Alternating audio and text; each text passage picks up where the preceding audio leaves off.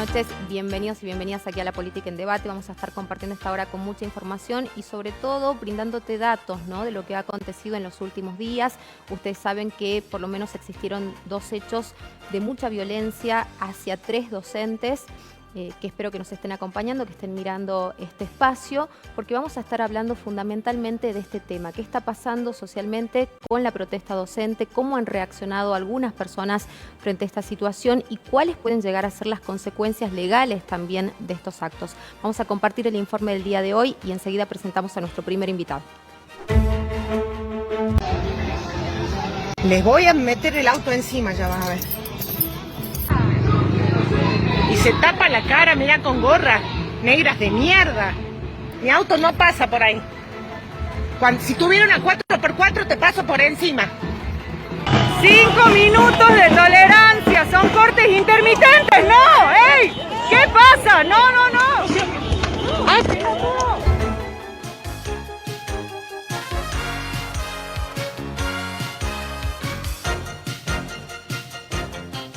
Bueno, vamos a presentar justamente a quien representa legalmente a las 3 docentes agredidas. Está acá el doctor Gonzalo Ramos, que nos va a contar, ¿no?, cuáles son las acciones legales que se han iniciado justamente hacia estas 2 personas. Una que claramente amenaza a otra, además de que también ha intervenido el INADI ante estas circunstancias. Ya sabemos que la actuación del INADI es bastante acotada, por eso también este hecho se judicializa, porque como decíamos, es mucho más grave que solamente una circunstancia de discriminación.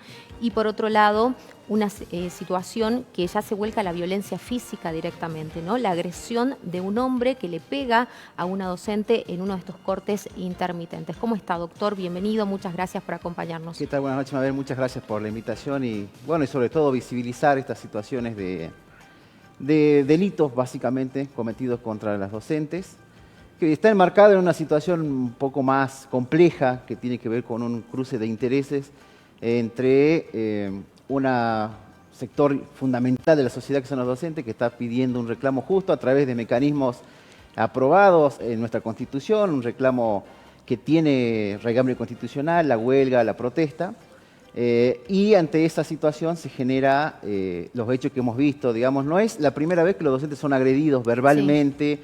No es la primera vez que son discriminados.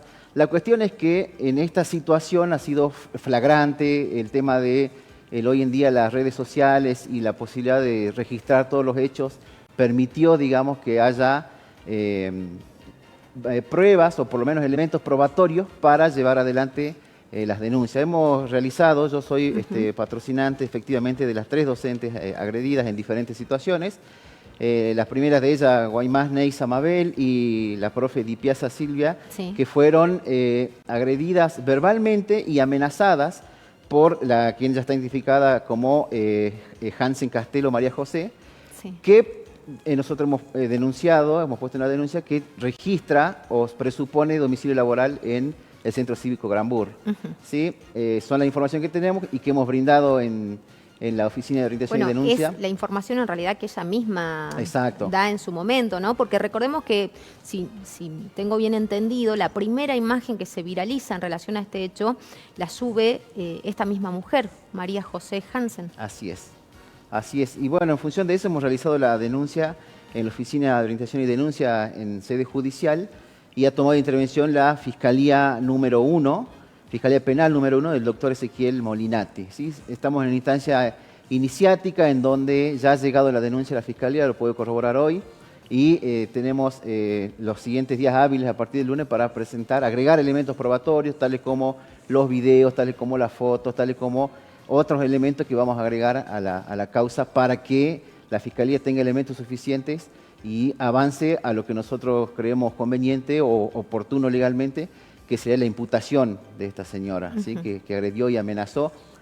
En este mismo caso, hemos hecho también la presentación ante el INADI del hecho de los dichos discriminatorios. Sí. También el INADI, al ser una instancia administrativa, tiene por ahí otros tiempos. También sabemos que la delegación de acá remite las actuaciones a Buenos Aires devuelve ya con número de expediente, más o menos en 10 días. Eso la verdad que si uno piensa que es un instituto que debe amparar rápidamente a las víctimas, bueno, creo que tenemos que resolver cuestiones de plazo ahí que es lo que permanentemente estamos reclamando tanto en cuestiones administrativas como judiciales, ¿no?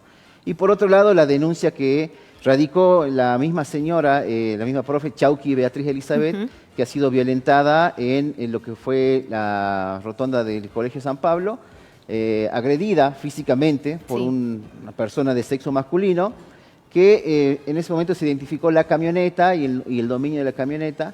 También vamos a presentar el día lunes los elementos probatorios que correspondan para que la Fiscalía identifique a esta persona. Porque si bien hay trascendidos, hay identificaciones vía redes sociales, fehacientemente nosotros necesitamos que la Fiscalía lo identifique y lo cite a sede judicial.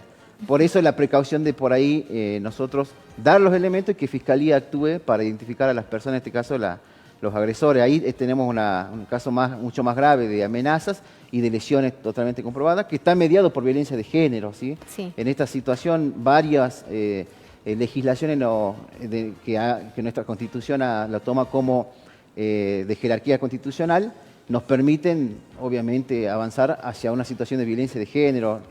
Fundamentalmente la Convención Belén do Pará es lo que indica que cualquier situación de agresión, ya sea pública o privada, de un hombre hacia una mujer, se constituye como un hecho de violencia de género, ¿no? Bueno, ahí las tenemos a las 3 docentes agredidas, obviamente, como dicen ellas, más unidas que nunca, ¿no? No solamente por el reclamo salarial, sino por todas estas circunstancias que se han suscitado en estos últimos días.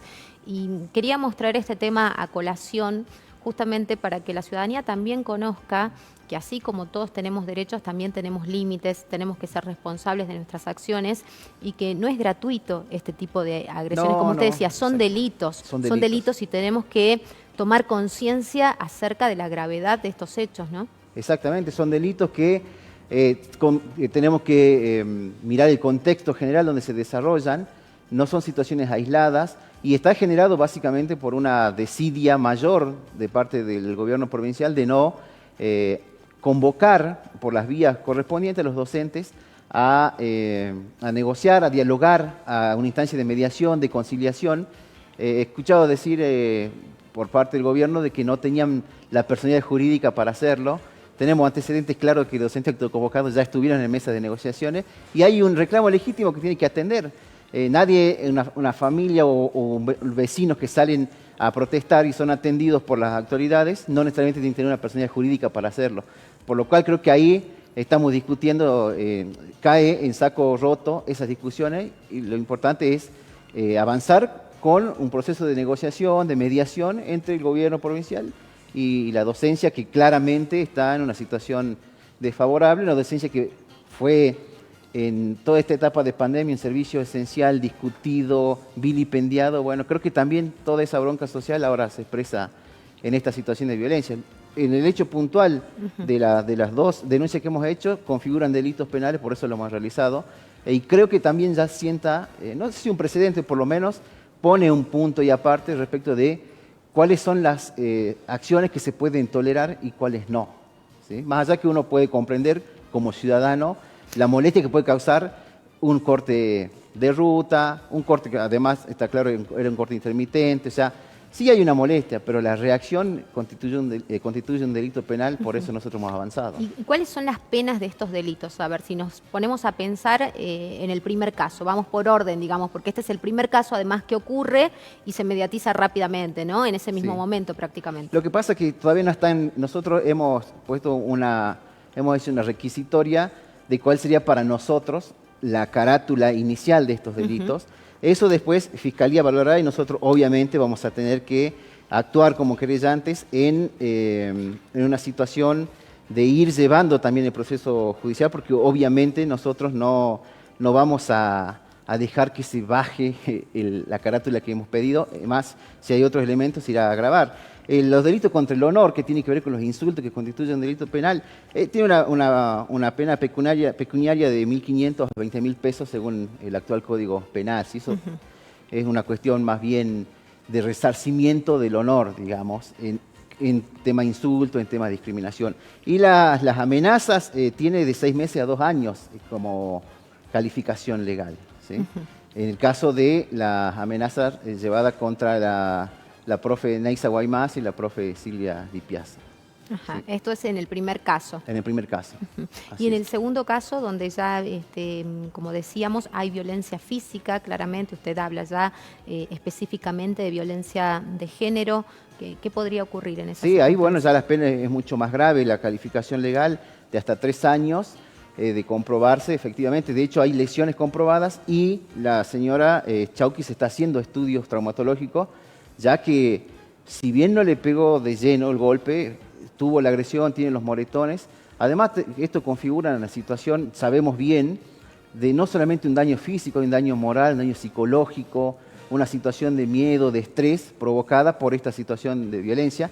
Eso lo tenemos bastante transcurrido respecto de las diferentes formas de visibilizar la violencia hacia las mujeres que en este tiempo hemos podido, digamos, como sociedad ir receptando, ¿no? Ujú. ¿Puede requerir la Fiscalía en ambos casos alguna pericia psicológica? Digo, por el nivel de agresividad, ¿no? Sí. Por cómo se desarrolla todo esto, porque hay un reconocimiento incluso de una parte de decir que, bueno, que es muy temperamental, pero no es tan habitual, no es habitual en realidad que una persona reaccione de esa manera.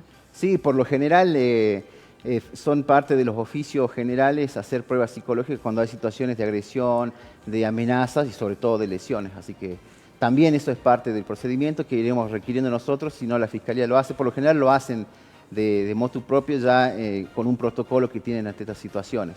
De todos modos, el hecho de constituirnos como querellante nos va a permitir ir acompañando y exigiendo a la Fiscalía las acciones que nos parezcan pertinentes para llegar básicamente al resarcimiento jurídico de esta situación, de esta vulneración de los derechos de las personas, de estos delitos.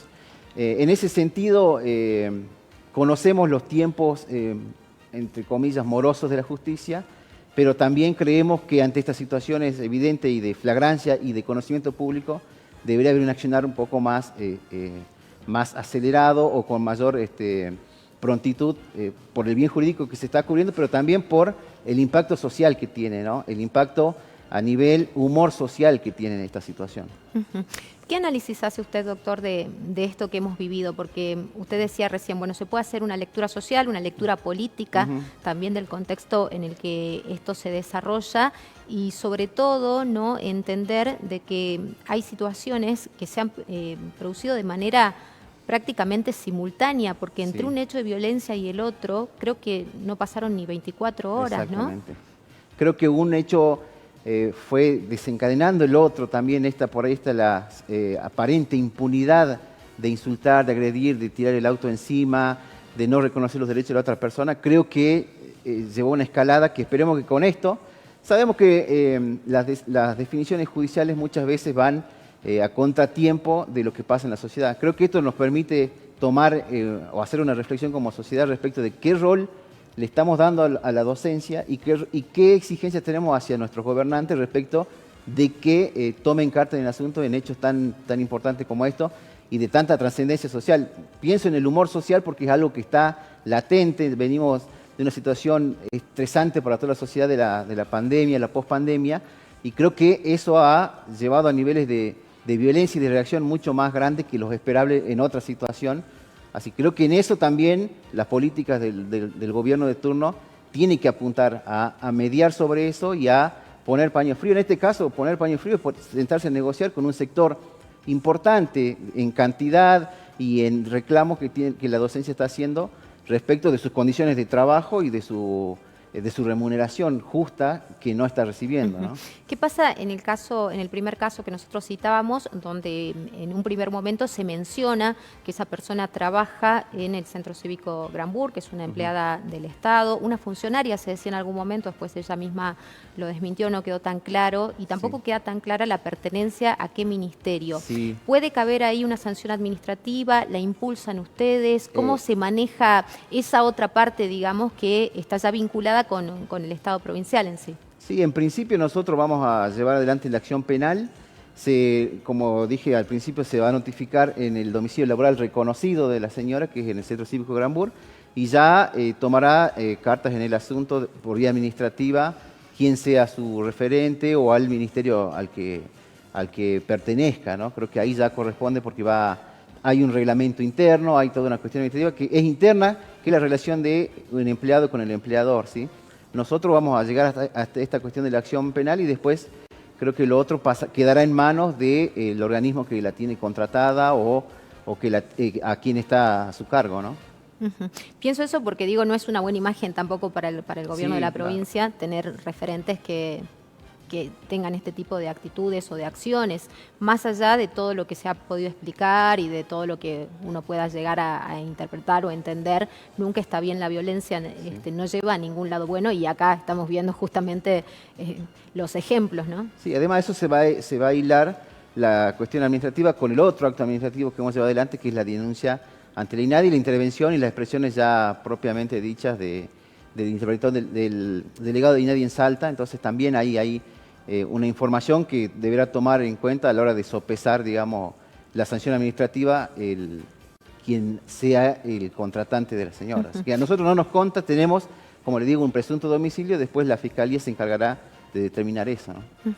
Bueno, y en el caso del otro señor, entonces todavía no hay una identidad certera, digamos. Tenemos los datos, no quiero yo decirlo públicamente porque todavía está en grado de probabilidad, ¿sí? Una vez que en Fiscalía se tomen las acciones de identificarlo como corresponde, sí se podrá hacer certera a quien se denuncia. En principio, los datos aportados en la denuncia fueron que era una persona de sexo masculino, como se ve en los videos, y que circulaba en un vehículo con la patente sí identificada.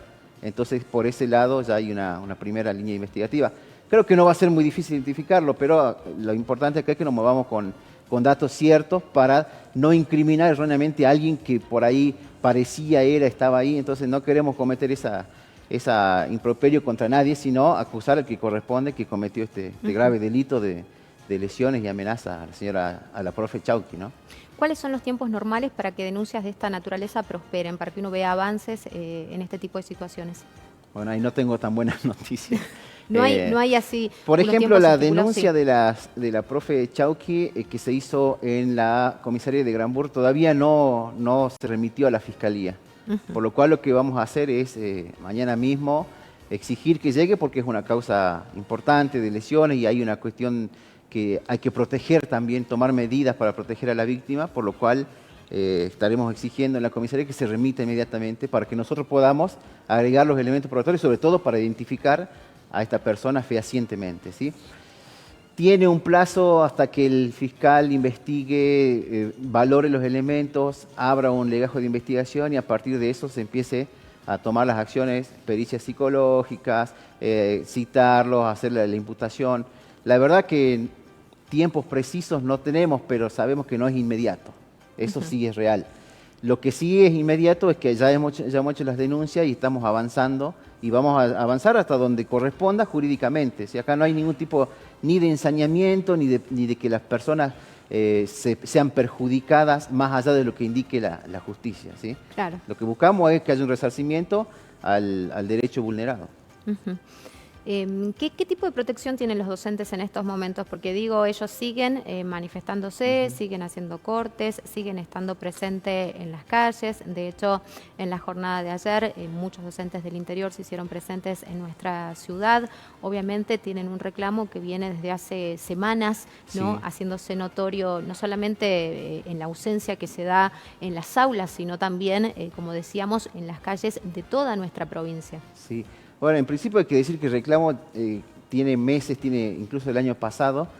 Los docentes, atentos a su rol social, evitaron provocar movilizaciones durante la pandemia, cosa que no respetaron otros sectores, por ejemplo, y cuando se habilitó, digamos, a través del COE esta posibilidad y cambió, digamos, la posibilidad de movilizarse, llevaron el reclamo a esta instancia. Pero ya viene el reclamo de mucho tiempo atrás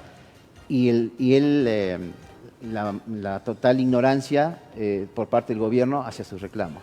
Protección, hemos visto que tiene la policía una anuencia bastante sospechosa respecto de cuando van a agredir a los docentes, cuando hay un hecho flagrante de violencia como el de la señora Chauqui, de la profe Chauqui, que no reaccionaron para impedir esa situación de violencia. Sí. Por lo cual hay una situación y que esta total... persona con la presencia policial Sí. no la detiene nada, digamos. No, una total desprotección.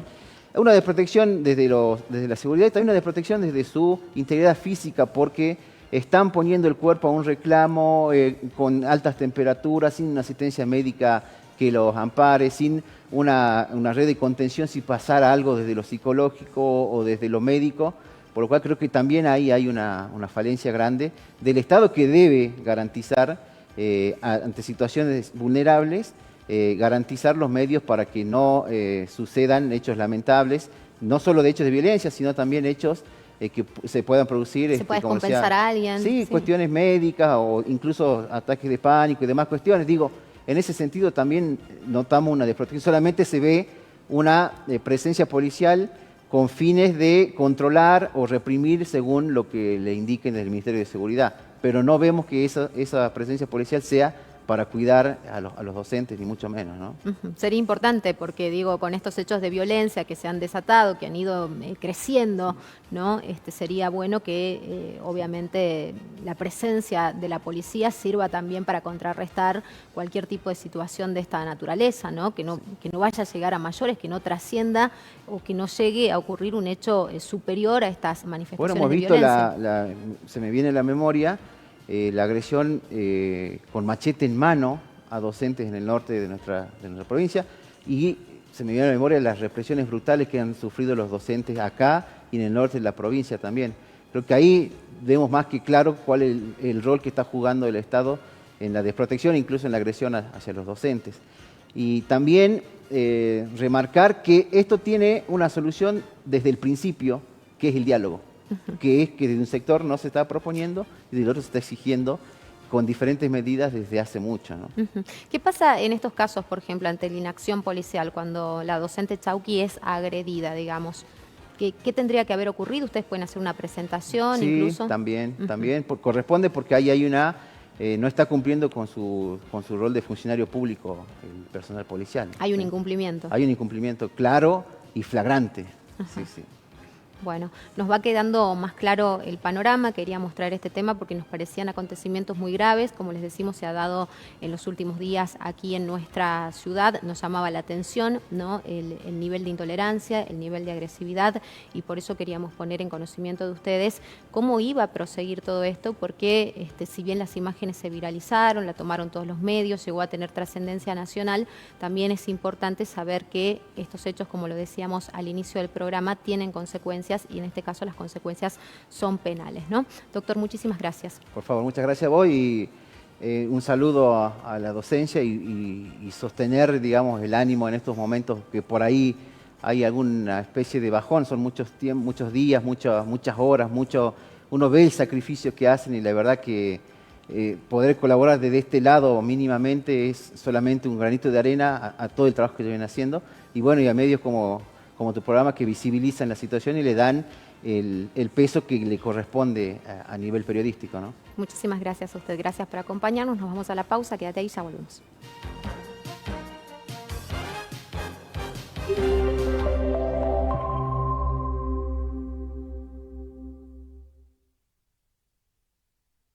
Esquema de vacunación contra el COVID-19. La vacuna te protege. Completa tu esquema con la segunda dosis cuanto antes. Si recibiste Sinopharm, a los 21 días, aplicate la segunda dosis. Si recibiste AstraZeneca, a los 56 días, vacunate con la segunda dosis. Si recibiste Sputnik V, a los 56 días, podés recibir la segunda dosis con la vacuna AstraZeneca o Moderna, o esperar tu turno para completar con Sputnik V según disponibilidad. Todas las vacunas que tenés disponibles son seguras y te protegen. Vení a vacunarte. Trae tu carnet de vacunación y tu DNI. Gobierno de Salta. Gobierno presente.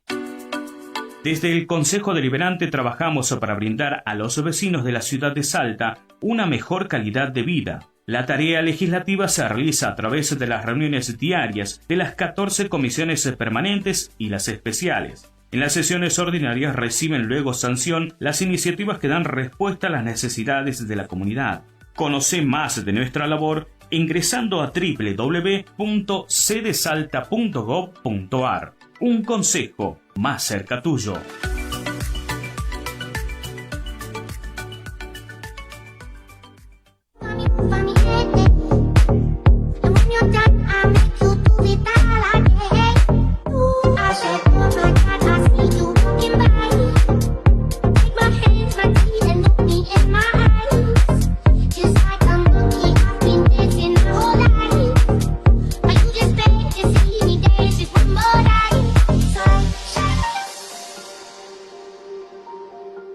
¿Ya descargaste la aplicación Saeta en tu celular? Entrá a Google Play y baja nuestra aplicación. Podés acceder a la ubicación de los coches urbanos y metropolitanos y saber por dónde va el colectivo que estás esperando. Saeta App, otro servicio de Saeta.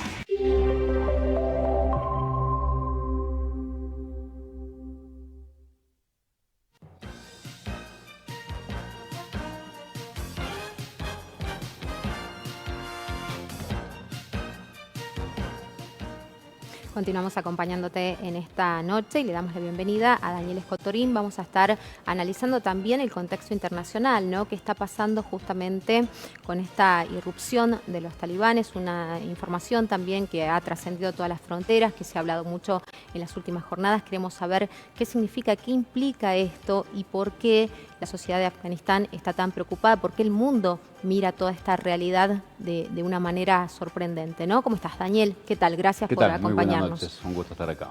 Bueno, contanos acerca de esto, qué es lo que ha pasado después de 2 décadas, ¿no? De que esto no ocurría, de que habían otras libertades. ¿Qué implica también para las mujeres todo este proceso en relación a sus derechos? ¿Y cómo lo has vivido vos? ¿Qué has podido analizar de toda esta circunstancia? Bueno, es una situación bastante compleja. Primero porque son 20 años, terminan 20 años de ocupación en Afganistán por parte de las fuerzas de Estados Unidos. Recordemos que comenzó justamente en el 2001, luego de los atentados a las Torres Gemelas del 11 de septiembre de ese año. A partir de allí, Estados Unidos se involucró directamente en Afganistán, derrocó a ese gobierno, un régimen, un Estado islámico, y en teoría iba a restablecer algún tipo de democracia, cosa que nunca sucedió.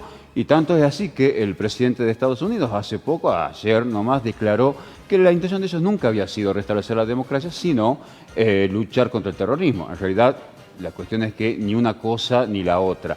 20 años de una guerra sistemática, permanente, donde no lograron exterminar, neutralizar, en todo caso, la amenaza talibán, una fuerza social, política, militar, que era la que controlaba Afganistán desde fines de los 90 hasta el 2001, luego de una guerra civil que había involucrado a la ex Unión Soviética, que había instaurado un régimen socialista.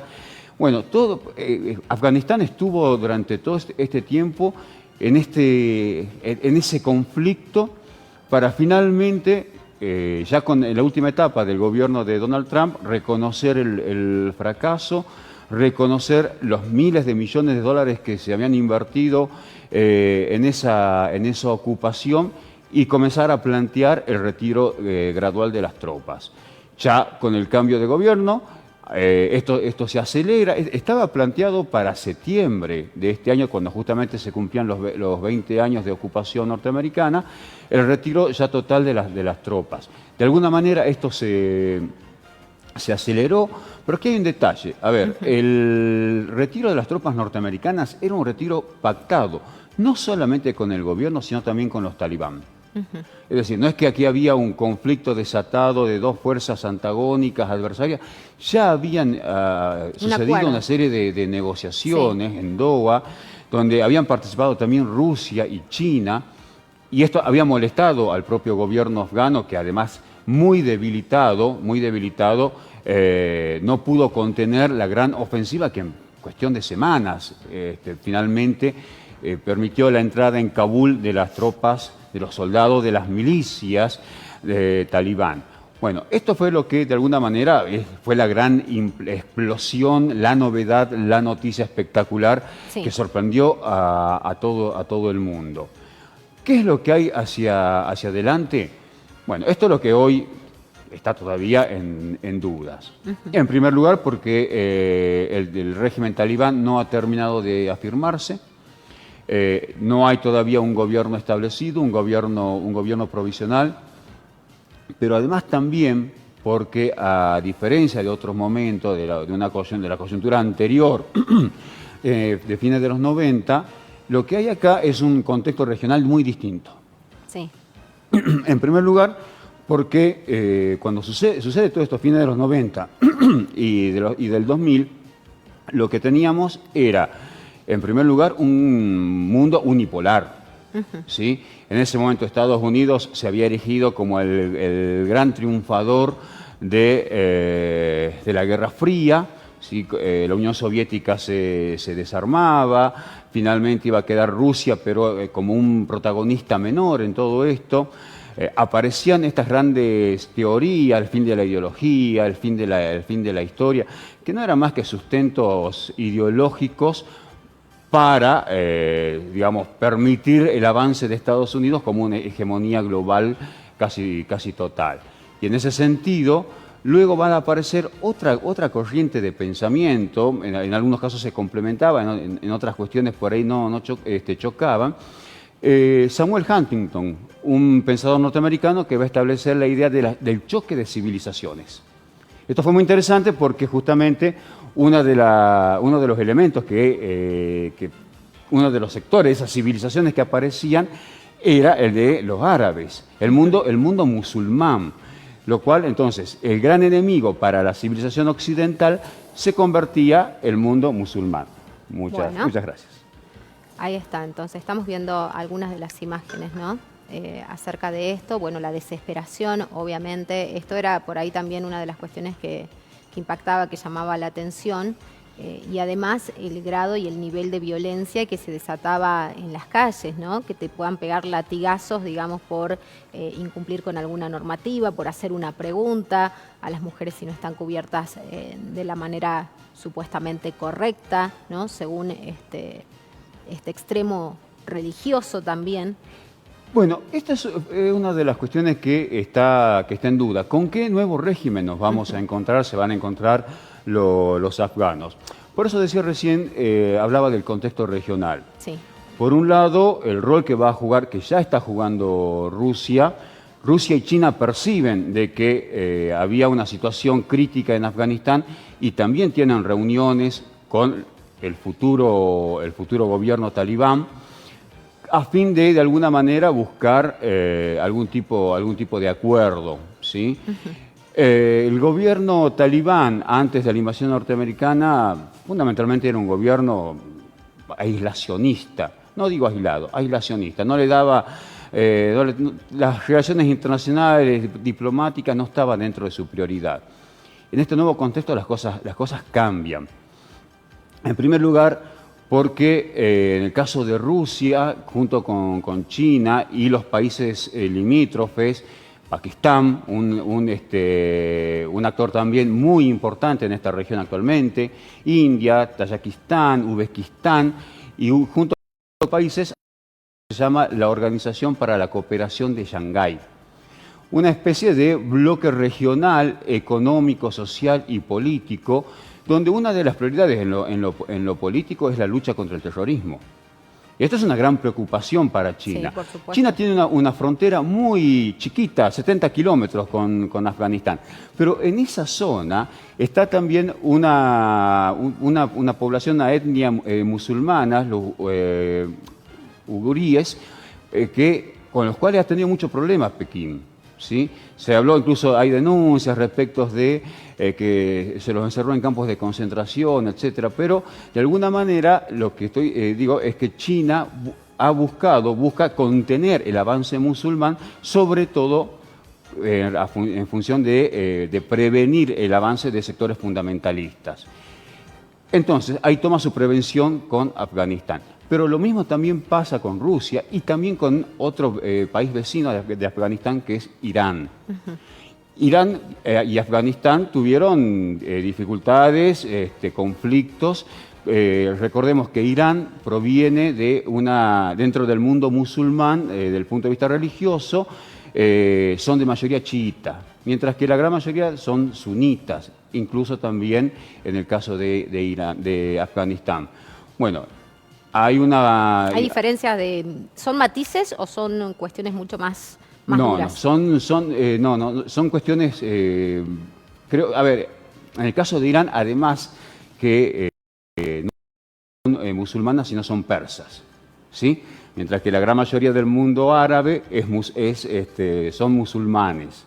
El Islam es la religión. Claro. Los musulmanes es una parte, mientras que en el caso de Irán habita la población persa. Y estos persas, a su vez, son de mayoría chiitas, que tienen otra visión del Islam, mientras que los sunitas tienen una mirada más radical. Los saudíes, los cataríes, bueno, y en este caso también para los afganos. Bueno, en esta situación es donde ahora Irán está intentando de alguna manera contener también a Afganistán, y por eso digo que Afganistán ahora está, el talibán, el régimen talibán está mirando de una manera mucho más amplia a lo que había sido. Por eso también el discurso, digamos, es mínimamente más conciliador. Por eso hasta ahora lo que se ha conocido, lo que han dicho, lo que se ha expresado verbalmente, tiene que ver un poco más con esto, con este escenario, con este contexto que vos describís. Es muy posible, es muy posible. A ver, sale del escenario geopolítico, ¿sí? A su vez, entonces, ¿quiénes son las nuevas potencias que además a nivel global... Sí, los nuevos actores que están de alguna manera involucrados en el conflicto por la cercanía geográfica, además. Absolutamente. Si ya China y Rusia están teniendo un rol importante a nivel global, imaginémonos que dentro de la región ahora sí tienen intereses concretos, ¿sí? Decía recién, en el caso de Afganistán, proteger esa frontera para evitar la infiltración, ¿no es cierto?, de los sectores fundamentalistas, pero también todo este conjunto de acuerdos con los otros países dentro de una nueva área de influencia para China. Esto es lo que Estados Unidos no ha podido evitar. Y que ahora, junto con Rusia también, digamos, Rusia no es limítrofe con Afganistán, porque, bueno, están estas ex repúblicas soviéticas, sí. Ahora son repúblicas independientes, pero que por supuesto forman parte de la esfera de intereses, de acuerdos geoestratégicos de Moscú. Entonces, por eso para estos países, principalmente para Moscú, poner atención en lo que va a pasar en Afganistán y de alguna manera tratar de frenar las influencias o las posibilidades. A ver, el régimen talibán no tiene posibilidad de expandirse desde un punto de vista político ni militar. ¿Sí? Me parece que esto es importante destacar también. Recordemos que cuando Estados Unidos invade Afganistán con el pretexto de exterminar a Al-Qaeda, bueno, las células de Al-Qaeda estaban diseminadas por todo el mundo. Bin Laden residía en Pakistán, sí. ¿No es cierto? Y estas células, a su vez también, en el caso de Al-Qaeda, habían participado de la mano de, o cooperando, ayudando a Estados Unidos, por ejemplo, en la guerra civil en Yugoslavia. Es decir, hubo toda una especie de armado mediático, comunicacional. Recordemos que después, a la par de la invasión a Afganistán, estuvo la invasión a Irak con el pretexto de las armas de destrucción masiva. Cuando en realidad, sobre todo en Afganistán, lo que había era un gran interés por la ruta del gas. Claro, ¿no? Bueno, claro. Esto, como toda incidencia de Estados Unidos, digamos, no es gratuita. Ahora, esto China lo está viendo también. China está observando esto, tiene sus intereses puestos ahí, y la diplomacia china es muy distinta a la norteamericana, ¿no? Entonces, la posibilidad de intervención por supuesto que se descarta la militar, pero la política ya comenzó antes de que, bueno, de todos estos sucesos con la llegada del talibán a... Se dice el talibán, porque talibán es el plural de talib, ¿no? En el idioma en afgano. Talib quiere decir estudiante. El origen de este movimiento se remite a los estudiantes, no estudiantes en el sentido pedagógico, escolar, universitario, sino aquellos que estudian las normas religiosas. Bueno, antes de la llegada del talibán a Kabul, ya decía Moscú, tanto como Pekín, habían establecido contacto como para de alguna manera estar precavidos, pero también prevenirlos a ellos respecto de cómo tienen que pararse en este nuevo esquema.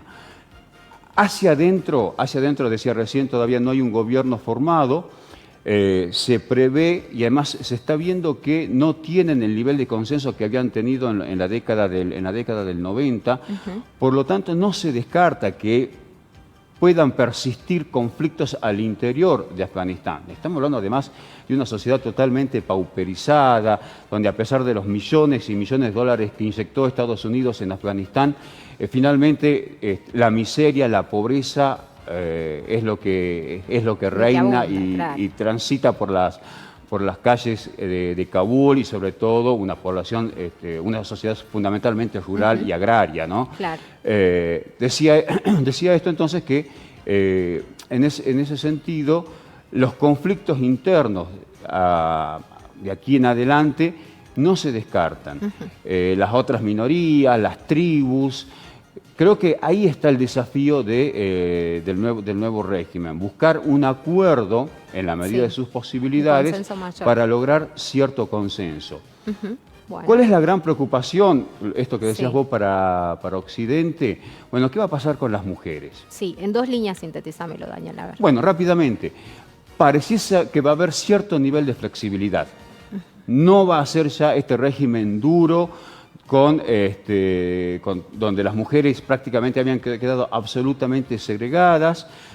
Ellos lo dijeron esto, bueno, vamos a analizar, bueno, se va a formar distintos consejos a partir de los consejos de ancianos, de sabios, etcétera, y vamos a ver cuáles son las medidas a tomar. Pudo haber sido simples declaraciones para calmar de alguna manera las expectativas de, sobre todo, los países occidentales. Esto a China mucho no le interesa. Sí.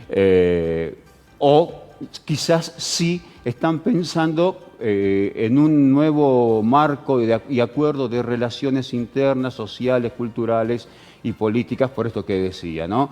Necesitan construir cierto consenso que hoy no tienen ese poder como sí lo habían tenido cuando tomaron el poder originalmente en 1996. Bueno, claro, estamos hablando de muchos años atrás y de una sociedad que ha ido cambiando, evolucionando también a nivel mundial, ¿no? Interesantísimo poder escucharte, Daniel, como siempre, que nos traigas a ver este análisis de lo que pasa también en otros países y sobre todo con estas imágenes que decíamos que habían impactado al mundo, ¿no? Gracias, como siempre, por acompañarnos. Bueno, muchas gracias. Que estés muy bien, que tengas una excelente jornada. Nos vamos a la pausa, quédate ahí, ya volvemos.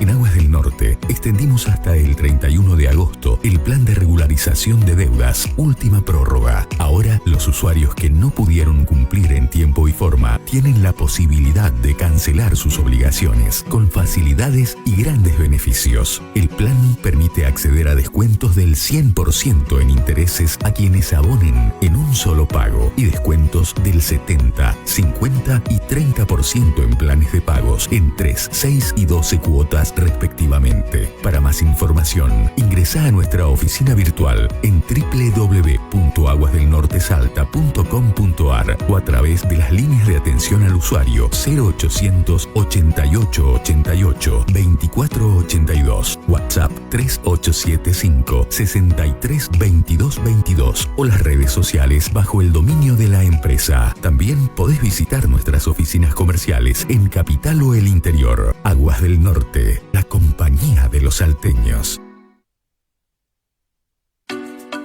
Desde el Consejo Deliberante trabajamos para brindar a los vecinos de la ciudad de Salta una mejor calidad de vida. La tarea legislativa se realiza a través de las reuniones diarias de las 14 comisiones permanentes y las especiales. En las sesiones ordinarias reciben luego sanción las iniciativas que dan respuesta a las necesidades de la comunidad. Conoce más de nuestra labor ingresando a www.cdesalta.gov.ar. Un consejo más cerca tuyo.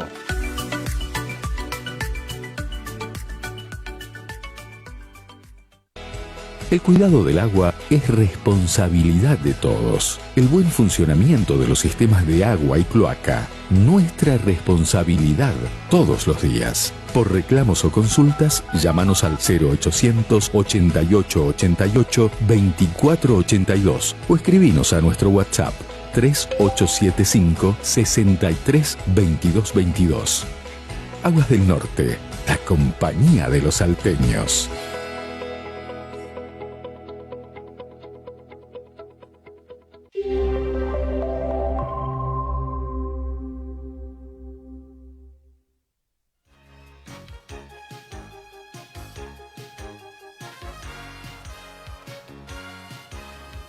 Último bloque de la política en debate. Le damos la bienvenida a Inés Liendo. Es la primera vez que nos acompaña aquí en el piso. Es precandidata dentro de lo que va a ser una PASO real de Juntos por el Cambio Más, porque son varias las personas que están participando, ¿no?, para ver cómo se forma finalmente esa lista para dar la pelea en lo que son las elecciones generales. ¿Cómo estás, Inés? ¿Qué tal? Bienvenida, gracias por acompañarnos. No, por favor. Muy buenas noches a todos. Para mí es un placer estar hoy acá. Bueno, contanos acerca de esto, cómo decidiste participar. Yo he visto y te he leído bastante, pero me gustaría que le comentes a los salteños por qué dentro de lo que es esta interna real, si le queremos dar un nombre más común, ¿no?, en estas PASO, tendrían PASO. Sí, tendrían que elegirte a vos. Bueno, la verdad que eso fue todo un proceso. Yo arranqué en la juventud, hace mucho, ya hace 11 años, y después me empecé a sumar a los equipos de fiscalización. De hecho, sigo trabajando en los equipos de fiscalización, que es lo que más me divierte. Y también fui funcionaria del gobierno, estuve en los equipos técnicos de gestión. Pero esta es la primera vez que decido meterme en política, meterme como candidata de política, como ser la cara visible de un equipo, de una construcción, de un proyecto para la provincia. Y la verdad que es todo un desafío, pero viene de la mano de algo que nos pasa a todos como sociedad, que es descreer en la política, no sentirnos representados.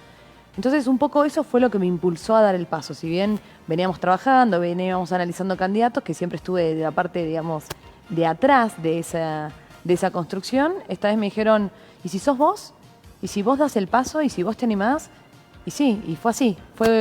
Obviamente al principio había otros candidatos, había otras figuras, y fue una conversación y todo un análisis en conjunto, pero como Juntos por el Cambio también entendimos que la sociedad demandaba eso, demandaba algo nuevo, un verdadero cambio. Y de hecho lo vimos en la elección del domingo pasado. Bueno, sí, con muy buenos resultados, ¿no? En Capital con 2 diputados, con 5 concejales, la mejor elección en concejales en nuestra ciudad, así que hay que tener presente también esta Es la mejor elección que hacemos desde que el PRO es PRO acá en Salta. Son muy buenos resultados, porque evidentemente nosotros supimos leer una demanda de la sociedad, que la sociedad supo entender y supo acompañar. Ahora, también hay una lección en esa elección, que fue la cantidad de votos en blanco. O sea, hubo gente que se levantó ese domingo, se bañó, se cambió, se lavó los dientes, estuvo con su familia, fue a la escuela y decidió votar en blanco. Eso es un mensaje para toda la clase dirigente. Y nosotros lo tenemos que leer.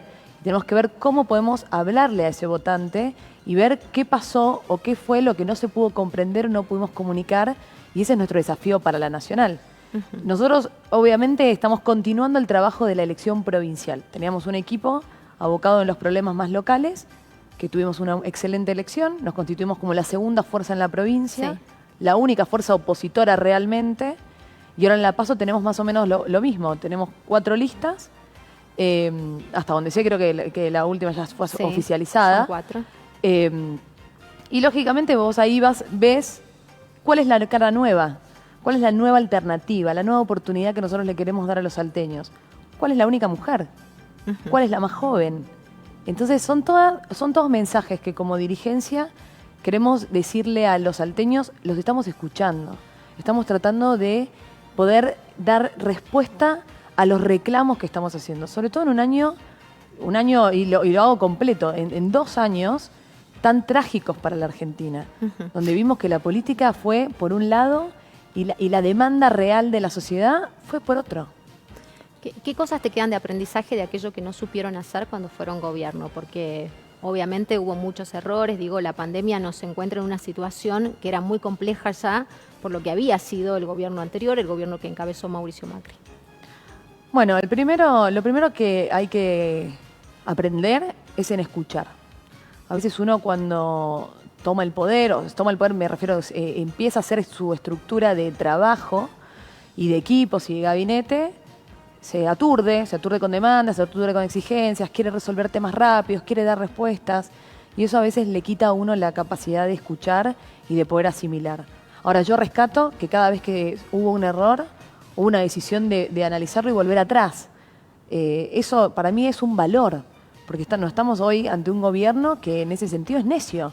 no solamente se equivoca y no pide perdón, sino que insiste en el error y te trata de hacer creer a vos de que vos sos el equivocado. Estás mal en enojarte. Cuando vimos la foto de la mujer del presidente, en ese cumpleaños, cuando estábamos todos encerrados en nuestras casas, fundiéndonos, con los chicos fuera de la escuela, con gente, yo tengo familiares que han fallecido de COVID y que no pudimos tener un entierro digno o despedirnos como corresponde, cuando uno ve esas fotos, es dolor lo que siente, es indignación, es saber que hay una Argentina para unos y hay una Argentina para otros. Y eso no se cura solamente con unas simples disculpas. Hay que estar convencido de que lo que se hizo mal. Pero para eso como sociedad tenemos que ser mucho más exigentes para con nuestros dirigentes y demandarles que hagan las cosas como las tienen que hacer. ¿Qué crees que necesitan los salteños fundamentalmente? ¿Qué sería tu prioridad? ¿Cuál es tu eje de trabajo fundamental si llegas al Congreso? Bueno, en realidad son varias cosas las que necesitamos los salteños. Por lo pronto, trabajo, que es la primera exigencia que nos hacen cuando salimos a recorrer. La gente quiere trabajar, no quiere ser mantenida, no quiere ser todo el tiempo estirando la mano para que el Estado le dé una limosna. Quieren dignidad, quieren poder emprender, quieren poder producir, quieren que sus hijos puedan trabajar, que no se tengan que ir de la provincia, que no se tengan que ir del país, quieren oportunidades. Y la lista que nosotros traemos es una lista que va a traer oportunidades para eso. Eso es fundamental. Pero para poder tener trabajos y puestos de trabajo también es importante la educación. Y lo vimos con el conflicto de los docentes. ¿Por qué piden eso? Los docentes son los que educan a nuestros chicos, son los que están sembrando nuestro futuro. Para nosotros debería ser algo prioridad y primordial, que nosotros podamos, satisfacer las necesidades de los docentes, escucharlos y tratar de dar toda la infraestructura y los niveles de educación para que nuestros chicos puedan progresar acá en la provincia. Tenemos un montón de sectores productivos que hoy están chatos porque no tenemos gente capacitada para hacer ese trabajo. Y eso es un plan integral de educación y de alternativas para la provincia. Seguridad es otro tema gravísimo, gravísimo. El tema de la pobreza, que todo el mundo dice, bueno, trabajo y pobreza no lo terminan de unir. La única herramienta efectiva para combatir la pobreza es el trabajo. Y si yo quiero generar trabajo, tengo que ver las normativas, todo lo que es laboral, que tenga barras o obstáculos burocráticos, el tema impositivo, que asfixia a cualquiera que quiere generar empleo, que quiere contratar más empleados, en cualquier lugar, cualquier pyme, una ferretería, en una fiambrería, en la carnicería. ¿Vos querés contratar un chico más que ayude o que trabaje ahí? Es una traba y tenés que estar todo el tiempo haciendo malabares para poder contratar. Bueno, eso tenemos que cambiarlo. Tenemos que poner el foco en el empleo, en el trabajo.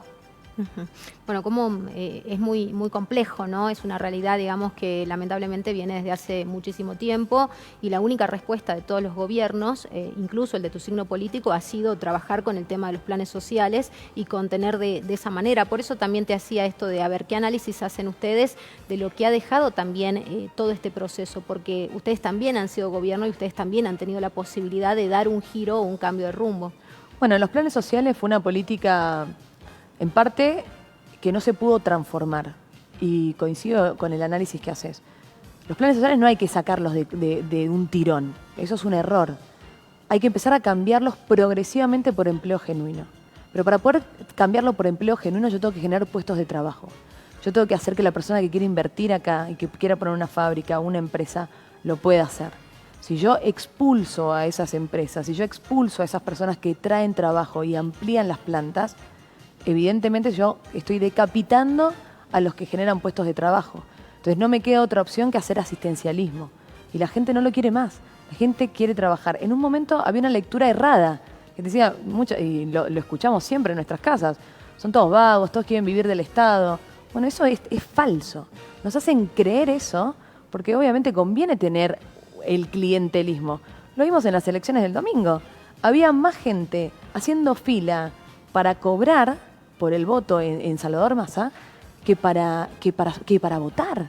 Cuando es una fiesta democrática de la elección. Y yo siempre lo digo, es el día que nosotros tenemos la oportunidad de manifestarnos como soberano pueblo, de decir, él quiero que me represente los próximos 2 años, 4 años. Quiero que esté él ahí, no quiero que esté otro. Y las elecciones de medio término son legitimar al poder. Si vos haces bien las cosas, yo en 2 años acompaño tu espacio. Si vos haces mal las cosas, yo en 2 años no acompaño tu espacio. Que fue lo que le pasó al kirchnerismo en las elecciones. Sacaron menos votos que el voto en blanco. Eso es un mensaje de la sociedad.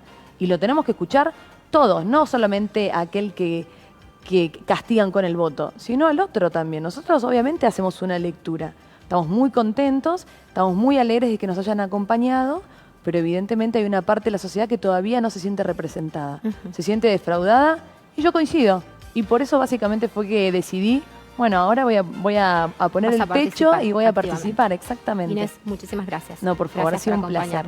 Nosotros nos vamos, nos despedimos, te agradecemos por supuesto que hayas estado del otro lado y te recordamos que la cita es aquí el próximo viernes a partir de las 21. Chau, chau.